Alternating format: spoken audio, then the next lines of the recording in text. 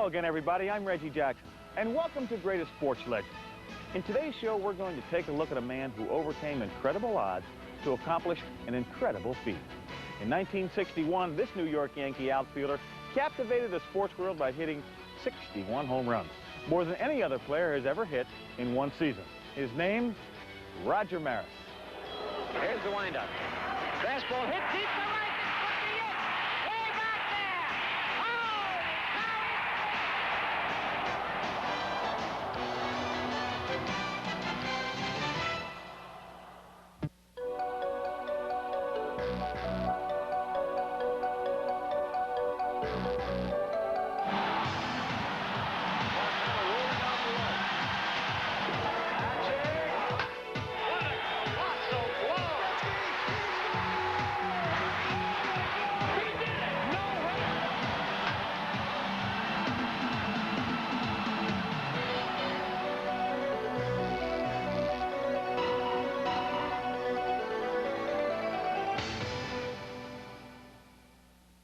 Hi, I'm Hall of Famer Yogi Berra, and you're watching Classic Sports Network. Now that's classic. What's your favorite sports memory? Is it Reggie's 3 homers in Game 6?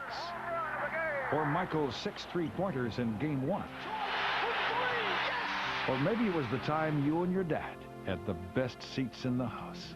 We want to hear your favorite sports memory and maybe put it on the air.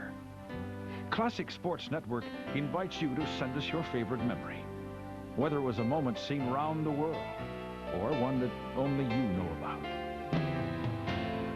Write it down on a postcard, mail it in, and if we tell your story, you get star billing and a Classic Sports logo t-shirt.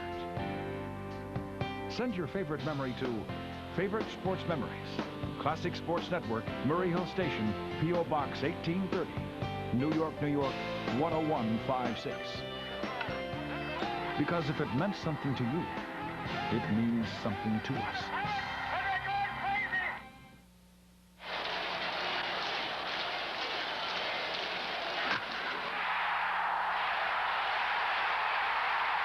You're watching Classic Sports Network. Once-in-a-lifetime moments, 24 hours a day.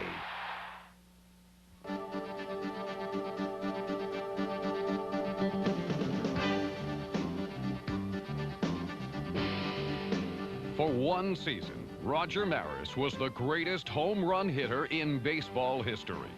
In 1961, Roger belted 61 home runs for the New York Yankees, breaking the single-season record of 60 set by the legendary Babe Ruth. As Maris approached the record, fans throughout the nation followed the drama on television, anxious to see if Roger could possibly keep pace. There goes Tony, and there's a high drive to the right.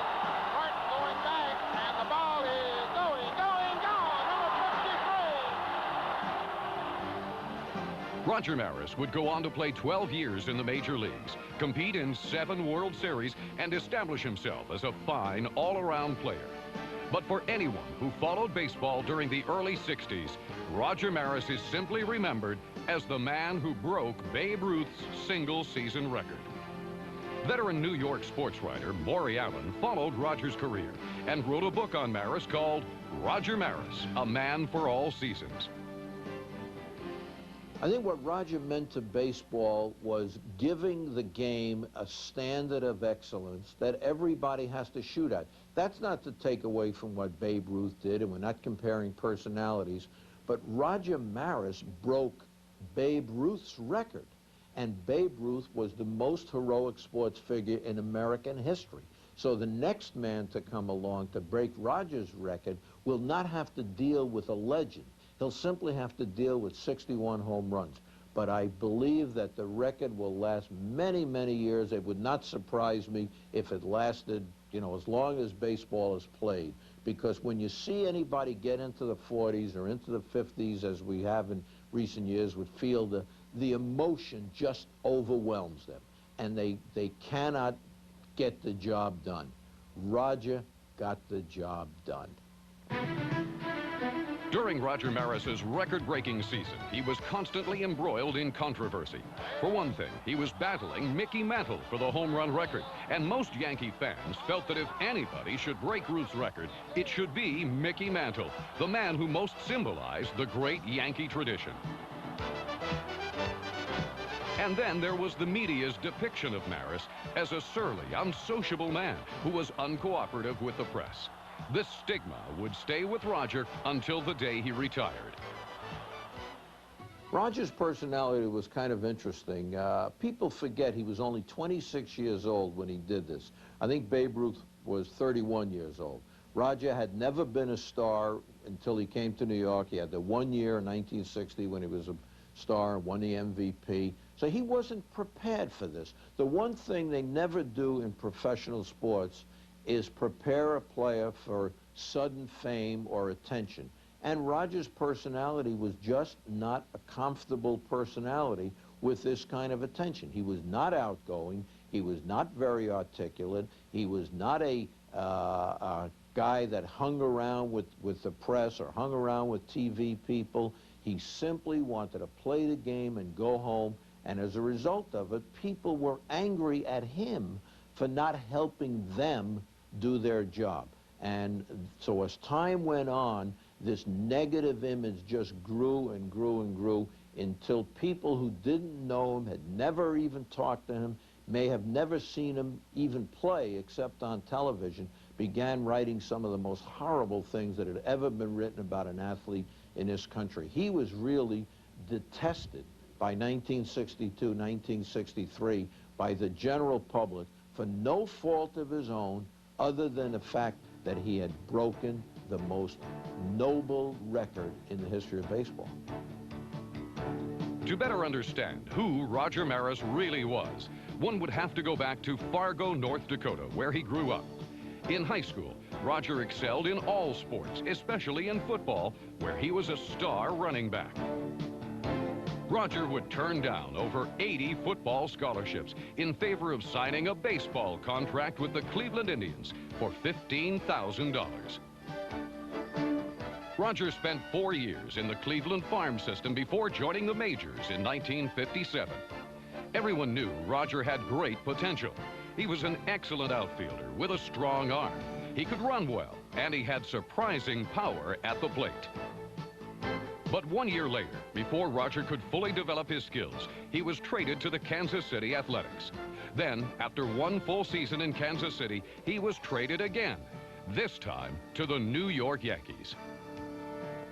Roger was rather disappointed when he was traded from Kansas City to New York. He did not like the big city. He was a small-town boy from Fargo, North Dakota.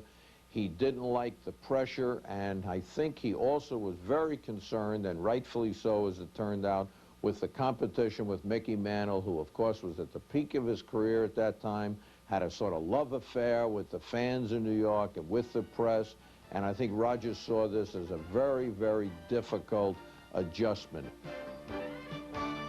Roger Maris had come a long way since his days in Fargo, North Dakota. Now, under the harsh spotlight of New York City, Roger was about to become the central figure on the great New York Yankee Ball Club. And there it goes! Willie Mays has done it! Classic Sports Network, where the legends play. It's a game with unmatched history. Today, I consider myself the luckiest man on the face of the earth. Filled with great players and great moments.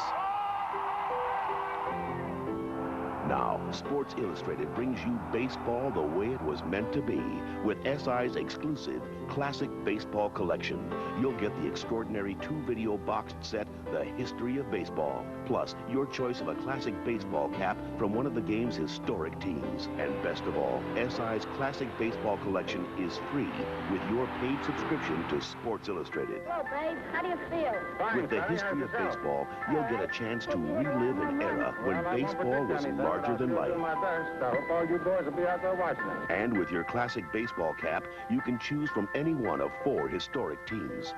the Brooklyn Dodgers of 1955. Boy, listen to that loud cheer. The 1951 New York Giants.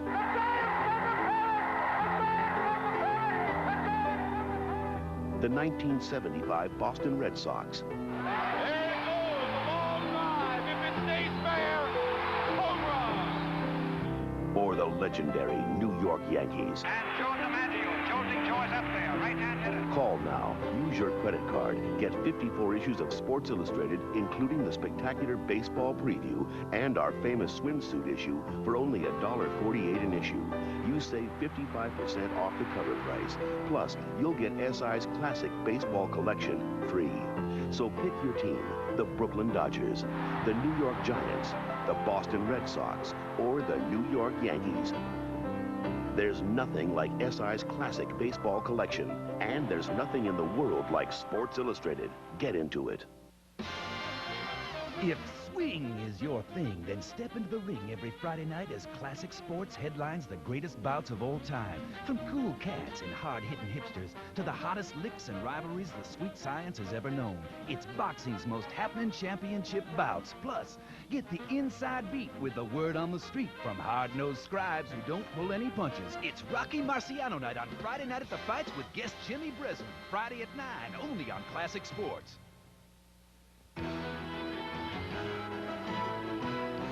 In 1960, Roger Maris's first year with the Yankees, he was joining a team loaded with all-star players like Whitey Ford, Elston Howard, Yogi Berra, and Mickey Mantle. Yet it was Roger Maris who shined the most brightly in 1960. That year, Roger batted .283 with 39 home runs and 112 RBIs. Maris was named the American League's most valuable player and helped the Yankees win the pennant. Roger also won the Gold Glove Award, a testament to his all-around excellence as a ball player. Obviously, the pressure of playing in New York City had little effect on Maris. But the next season, 1961, Roger would experience perhaps the greatest pressure any ball player ever encountered. That year, Roger went on a home run tear that threatened to break Babe Ruth's single-season record of 60 home runs. The 1961 season for Roger Maris was clearly the most difficult season any baseball player in the history of the game has ever faced and ever will face. And the reason for that is Roger, by mid-season, was chasing both the Babe Ruth record, the heroic image of Babe Ruth, and Mickey Mantle. The whole idea of Roger stealing this thunder from Mantle at the peak of his career and trying to catch Babe Ruth, the legendary baseball figure, a loved figure, was something that no baseball player ever had to deal with. No baseball player again will ever have to deal with, because if somebody hits 75 or 80 home runs next year, they'll be doing it against Roger Maris's record and not against Babe Ruth's record. And as the season went on, that pressure just became more and more enormous, more difficult, more daily tension, more media, more people who had never been to the ballpark or knew anything about baseball suddenly began caring about this incredible home run race, this incredible pressure, and it slipped over from being a baseball story to being a major news story in the 1961 year in this country. Roger handled the 1961 season, I think, rather well until about August. But when it became more possible that he would break this 60 home run record, you could see this emotion, you can see this wear and tear on Roger's face every day. He lost his hair, he was curt, he was tougher to deal with from the standpoint of the press. He tried to hide from people. He was not as accessible as he had been earlier. And people began to pry into his private life, which he hated desperately. So you could see that the emotion, the nerves, the tension, the unbearable pressures were just beginning to weigh him down. Here's a drive. That might carry all the way. Bruton back. And it's number 58 for Roger Maris, his 58th home run of the year. While Roger closed in on the record, his teammate Mickey Mantle had dropped out of the home run race by mid-September due to a hip injury. With all the attention on number 9, Roger also had to deal with Baseball Commissioner Ford Frick's new ruling. Frick ruled that Maris had to hit 61 home runs in 154 games, the same number of games that Ruth had, in order to be credited with breaking Babe's record. In the 154th game, Roger needed 3 home runs to set the record. There's one. It is going. It is going. It is gone. Number 59. Roger managed to hit his 59th home run that game, but he would fall too short of breaking Ruth's record. With 8 games left in the new, expanded season, Roger wasn't finished just yet. On September 26th, he faced Baltimore's Jack Fisher. There it is. There it is. If it stays fair, there it is. Number 60. Roger became only the 2nd player in baseball history to hit 60 home runs in one season. Then, on October 1st, in the 4th inning of the last game of the season, Roger reached his goal against all odds. Here's the windup. Fastball hit deep to right. Way back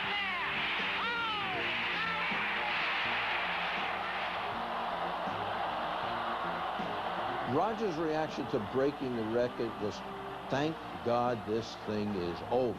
I think regardless of whether he had broken the record or not, he was just so glad to see the season end and this pressure to cease that he was probably the most relieved person in the world when he finally hit that home run. Strike up the band, college football fans. Classic Sports is giving you a reason for celebration with the greatest games and players in the history of higher education. All the traditions, all the legends, and all the passion. Every Friday night, it's Smash Mouth in-your-face football. So hit the books and look up the words Dynasty, Intensity, and Hail Mary. Phi Beta football, it's a rush. Catch Notre Dame and Tennessee in a 1990 clash, Friday at 7. What are people saying about Classic Sports Network? 3 words. It's about time. 4, 3, 2, Michael fires. Yeah! It's about the time Hank broke the Babes record. It's gone! It's 7:15! Or the time Mary Lou was perfect.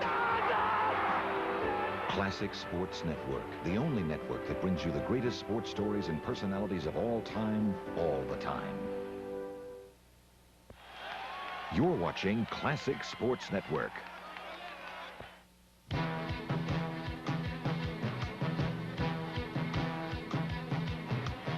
Roger Maris played 7 years for the New York Yankees, from 1960 to 1966. In that period, New York won 5 American League pennants and 2 World Series titles. With Roger in the lineup, the Yankees became one of the greatest power-hitting teams in history. In 1961, they set the all-time single-season record with 240 home runs. Of course, that was the year Roger amazed the baseball world with 61 home runs and earned his 2nd most valuable player award. Ironically, Roger's tremendous season in '61 would cause the downfall of his career with the New York Yankees. After the '61 season, I think there were 2 tremendous changes in his personality. One, he could never be alone again. He could never be a retiring kind of ball player and go back to South Dakota and hunt and fish in the off-season and just show up the next spring training. He was now a persona. He was now a public person, and everybody wanted a piece of him. Everybody wanted him at every banquet. Everybody wanted him at every dinner. I think that was one aspect. The other aspect, he immediately recognized that he could never again equal what he had done in 1961. It was, in a way, a freak year, a kind of amazing performance for whatever mental and psychological reasons came into play. So therefore, he would always be a disappointment to fans forever after. If he hit 40 or 50 home runs, people would say, well, he didn't have as good a season as he did in '61. And he understood that immediately, The press began asking him right away, you know, could he break his own record? Could he even do better? And I think that really weighed very heavily on Roger. He was clearly a very, very unhappy young man in Yankee Stadium from that time on. In 1967, after 3 disappointing seasons with the Yankees, Roger was traded to the St. Louis Cardinals. For Roger, it was a welcome change. When Roger went to the Cardinals in '67, I think it was probably the most pleasant baseball experience he ever had. It was a team that welcomed him. He had a great deal of, the players had a great deal of respect for him. And I think Roger's reputation as a player grew in those seasons. People recognized he was a winner, and people also recognized for the first time what a wonderful all-around player he was. He was a great fielder, had a great arm, really understood the game, was a marvelous base runner, and of course still had some of his power left. And I think the fans in St. Louis loved him, and of course they were winners when he was there. In Roger's first season in St. Louis, he powered the Cardinals into the World Series, where they faced the Boston Red Sox. Roger would have an outstanding series, batting .385 with 10 hits and 7 RBIs. The Cardinals defeated Boston in 7 games, and Roger became a World Series champion for the 3rd time in his career.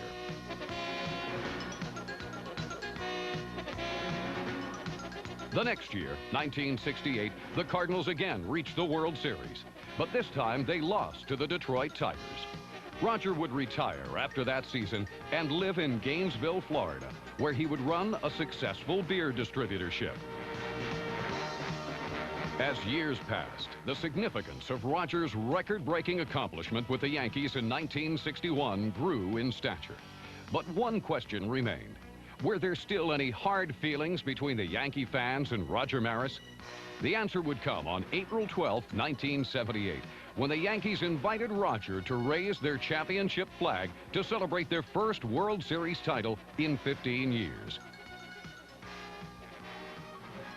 When Roger came back in 1978 for the first time after leaving the Yankees in '66, it was a very, very emotional day. It was almost as emotional as, you know, Mantle's retirement, DiMaggio's retirement.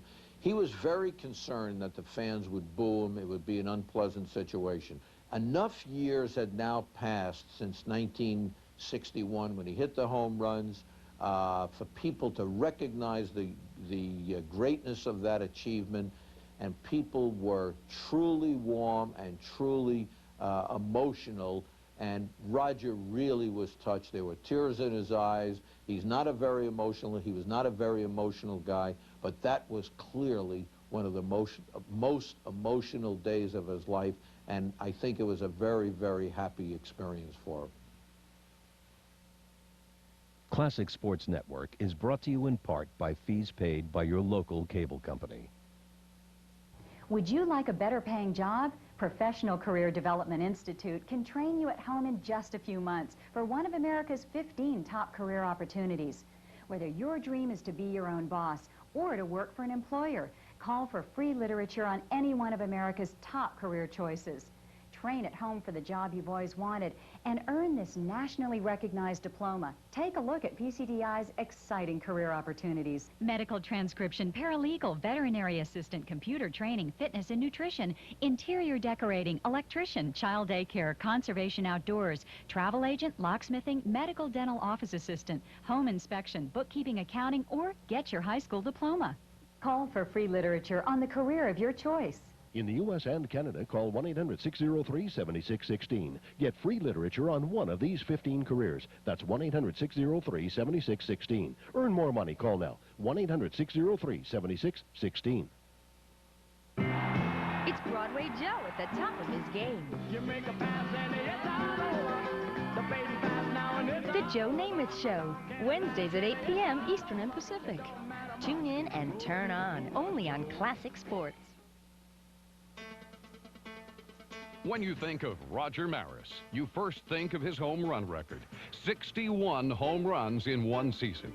You also think of his rivalry that year with his friend and teammate, Mickey Mantle. And then there was the press, the way they portrayed Roger as a surly, unfriendly man. Roger played 12 years in the major leagues, played on 7 pennant winners. He was an honest, dedicated athlete who was respected by his teammates. Many baseball fans never understood who Roger Maris really was, either as a man or as a ball player.